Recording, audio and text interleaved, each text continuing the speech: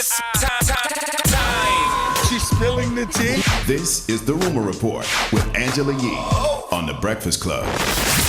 Well, The Game has been posting about Nipsey Hussle since his untimely passing, and he now has written a poem, and that poem is Love Never Dies. He said, a poem I wrote for Lauren. Soulmates are born, sometimes worlds apart. As they grow in life, there's a magnetic energy that pulls them closer and closer to one another. The love knows no color. It is blind. When you find this love, there's a sign. They say you can miss it if you blink. It might pass you by if you think. If by chance the universe aligns with those two hearts in the same place at the same time, then and only then will you know that love in its purest form has a glow. It has a touch. It has a feel. It can't be undone. It is God's will. So he also ends it by saying, two souls forever bonded, an unbreakable seal. So that is The Game, his poem to Lauren London. I think I've been watching Game on Instagram. He should see a grief counselor. I mean, everybody grieves different, but I feel like Game really needs to talk to someone on a daily about how he's feeling over Nipsey Hussle's death. Yeah, I think so. And I think a grief counselor would be good for him. I think a lot of that, too, is I think Game might be a little nervous for himself. You know, he likes to do a lot for the hood, and he wants to be careful himself, but I really think he misses Nipsey. Yeah, that's why grief counselors are out there. Right. That's who you can talk to at times like this. Mm-hmm. All right, now let's talk about the owner of the Knicks and the CEO for Madison Square Garden, James Dolan. Never heard of him. Who is that? Anyway, he is actually getting sued right now because they're saying, according to shareholders, that he's paying himself way too much money for a job that he is barely doing. They are saying that his pay is excessive and far from fair, especially since he works at Madison Square Garden only part-time. They said he's too focused on touring because he has a band. This guy's crazy. Touring and recording as the frontman and guitarist for his band JD and the Straight Shots. If you are a Knicks season holder of tickets, y'all should all file a class action lawsuit against James Dolan because y'all always support. The ticket prices are always high, but the product sucks. So wait a minute. He owns the Knicks. Mm-hmm. He gets paid $25 million to run Madison Square Garden. He made an average of $17 million. No. Over the past 3 years, yeah, he was paid $75.6 million. $25 million a year. Mm-hmm. And all he's doing is playing with his band? That's not all he's doing, but they're saying that he's only there part-time. For instance, in 2017, the band performed 50 times in 6 countries in 41 How U.S. old is he to be in a band? Like, to be living out his childhood fantasy? First of all, you can be in a band forever if you want to be. His band is not popping. He's living out his childhood Neither fantasy. are the Knicks, so you might as well do something that makes you happy. Touche. Okay? Touche. Now, Madison Square Garden is saying this lawsuit is nothing more than corporate harassment. And his family is saying that they are trolls for trying to actually bring this lawsuit to him. Drop on the clues bonds for James Dolan. Why? I want to hear his music. He out there selling bad product, and you dumbass Knicks fans keep buying it, okay? You can't even be mad at him for making all that money because y'all the ones that keep spending all that damn money. Let me pull up this band. Y'all keep that stadium popping. No matter how trash the Knicks are, y'all gonna be there, front and center. I'm still a Knicks fan. Making dumbass memes. Right now, y'all got all this hope. Kevin Durant coming and Kyrie Irving coming. They all coming. And we're gonna get Zion Williamson. That's right. Man, please. All right, watch. Let me look at this JD and the Straight Shot touring. You watch. Just like y'all was gonna get LeBron. Oh, look, he got music videos. Here's a song called Better Find a Church. Better Find a Church. Knicks fans need somewhere to pray. My of course, yes. Goodness. Wow, he opened for the Eagles at the Garden. I don't know who that is. Yeah, at the Garden. He probably opened up for Jay-Z at the Garden, too. Who is the Eagles? The rock band, man. You never heard of the Eagles? Never heard of them.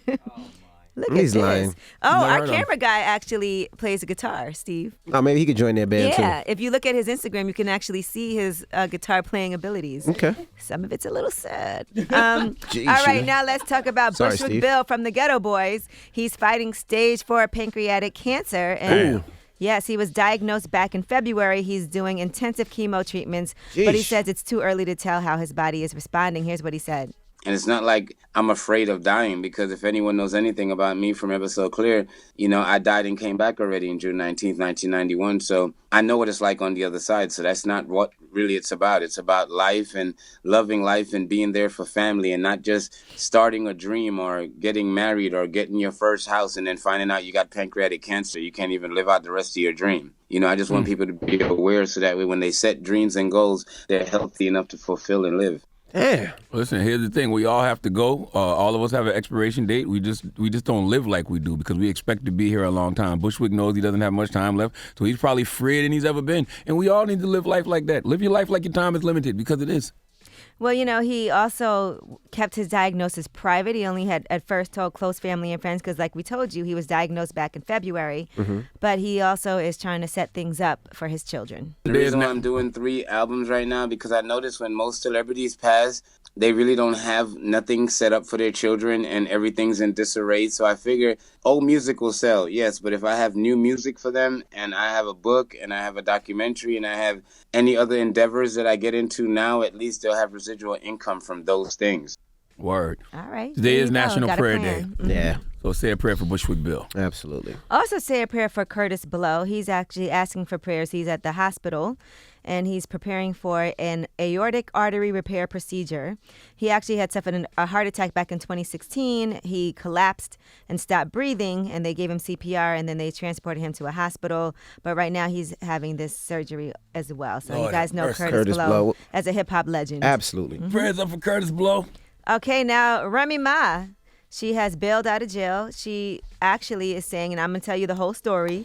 She was in custody because she allegedly punched Brittney Taylor at the concert that went down for Pretty Lou. Tell the It was people a who Brittney benefit Taylor is. Brittney Taylor's from Love and A Hip girl Hop. who allegedly got punched. And she's a songwriter and an artist, but you know her from Love and Hip Hop. Both her and Remy Ma were on there together. So she accused Remy Ma of punching her and giving her a black eye. And now Remy Ma has been booked for misdemeanor assault. She turned herself in. Remy did see the judge. She did bail herself out of jail. But allegedly, according to Remy Ma, she's saying that there's video proof she was at home at the time that this alleged incident happened. They said it happened at 9:30 p.m., but according to her attorney, they have video proof she was not even there at that time. She was at home. And they also feel like it's very suspicious that Brittney Taylor had a civil attorney almost immediately after that happened. Usually that means somebody wants some money. The judge has given Remy a protective order, so she can't have any contact with Brittney Taylor. She also has an 8 p.m. curfew. So we'll see what happens. So did Remy get charged?